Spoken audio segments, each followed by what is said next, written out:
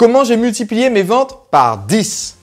Aujourd'hui, j'aimerais parler d'une habitude que vous devez acquérir qui va vous permettre d'obtenir une ressource d'énorme valeur pour votre entreprise. Cette ressource vaut plus cher que l'or et c'est elle qui m'a permis, au démarrage de mon activité, de multiplier mes ventes par 10. Et non, il ne s'agit pas d'une liste d'emails ou d'une liste d'abonnés. Il s'agit des témoignages de mes clients.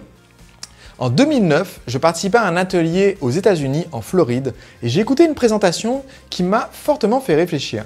Le présentateur s'appelait Ray Edwards et il expliquait sa méthode pour écrire un texte de vente convaincant puisqu'il avait écrit les messages de vente des plus gros marketeurs américains de l'époque. En rentrant chez moi, j'ai retravaillé sa liste de 13 points. Et le point numéro 1 que j'ai mis en place dans la lettre de vente que j'utilisais à l'époque, c'était d'exploiter plus efficacement les témoignages de mes clients. En effet, j'avais déjà coaché des dizaines, des centaines de personnes via mes coachings en présentiel et mes ateliers et séminaires. Et je ne m'étais pas rendu compte en fait qu'au moment où je voulais présenter mes DVD sur Internet, ça serait super pertinent de reprendre les témoignages des gens que j'avais coachés en présentiel pour pouvoir ainsi dire qu'en achetant le DVD, vous avez en fait la même méthode mais sans avoir autant à payer que les personnes qui témoignent ici et qui ont été coachées en direct.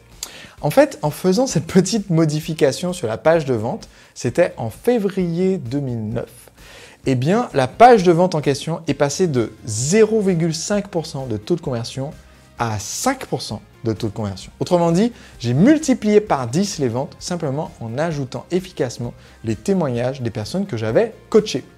Quand j'ai expliqué cela lors d'une conférence au Web2 Connect ou au Congrès des infopreneurs en 2013 ou 2014, j'ai expliqué cela et j'avais à la main ce jour-là mon livre d'or de mes séminaires et j'ai expliqué qu'en fait, on pourrait tout piquer chez moi, en tant qu'entrepreneur, on pourrait tout piquer chez moi et ça ne gênerait pas du tout mon activité. Par contre, la chose qui a le plus de valeur, c'est mes témoignages clients. Autrement dit, si l'appartement prenait feu, je prendrais en premier ces livres d'or des personnes qui ont participé au séminaire pour leur faire échapper aux flammes, plutôt que de prendre par exemple mon ordinateur portable. Alors quelqu'un visiblement m'a pris au mot dans l'assistance puisque pendant la pause déjeuner, on m'a piqué le contenu de mon sac, y compris mon iPad, mais on m'a laissé mon livre d'or de mon séminaire. Donc si jamais le pickpocket en question regarde mes vidéos, merci d'avoir suivi attentivement ma session et d'avoir écouté le message. Mon message clé, c'est que ce qui a le plus de valeur en fait dans votre marketing, c'est pas ce que vous dites à votre sujet, c'est ce que disent d'autres personnes. On appelle cela la validation externe. La validation externe, c'est comment d'autres sources d'informations qui sont liées à vous ou non confirment les dires de votre message. Et elle peut venir de sources complètement extérieures. Par exemple, si vous documentez votre contenu avec des statistiques, avec des informations précises, avec l'histoire de personnes célèbres qui ont utilisé le même processus que celui que vous partagez, c'est un mode de validation externe, mais qui est quelquefois difficile dans certains types d'activités, de trouver les informations ou de trouver la preuve scientifique pour certains produits ou services. Trouver la preuve scientifique du résultat peut être plus difficile que dans d'autres cas. Par contre, la forme de validation externe la plus facile à créer, c'est la validation de personnes qui ont suivi vos conseils, vos recommandations, qui ont acheté votre produit ou acheté votre service et qui ont eu des résultats. C'est pourquoi s'il y a un rituel de l'entrepreneur libre qui est hyper important à mettre en place, c'est l'habitude de récolter les témoignages de vos clients. Et pour prendre cette habitude, il y a deux façons de procéder. Je vous recommande d'utiliser les deux. La première façon, c'est celle de faire de la veille.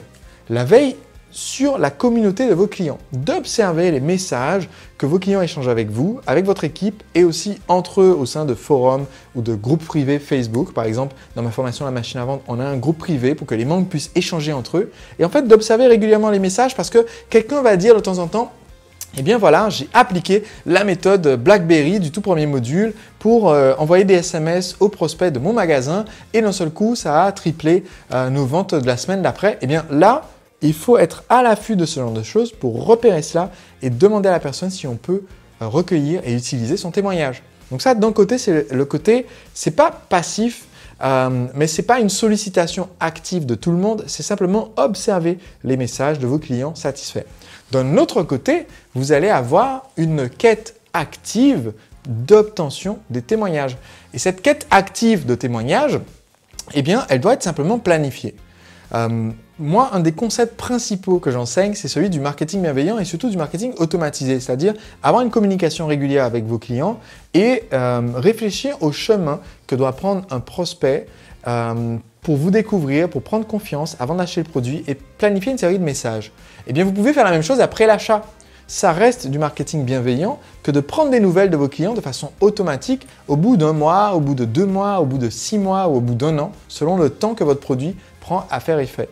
Et donc, dans ce message où vous prenez des nouvelles, ça vous permet de repérer les personnes qui sont à même de vous laisser un témoignage. Si vous prenez cette habitude, eh bien, peut-être que vous pourrez multiplier par 10 les ventes de votre site web, comme ça a été le cas pour moi en 2009, quand je venais de lancer mon activité de coaching en séduction et que je voulais vendre des DVD en fait, de conseils pour les célibataires.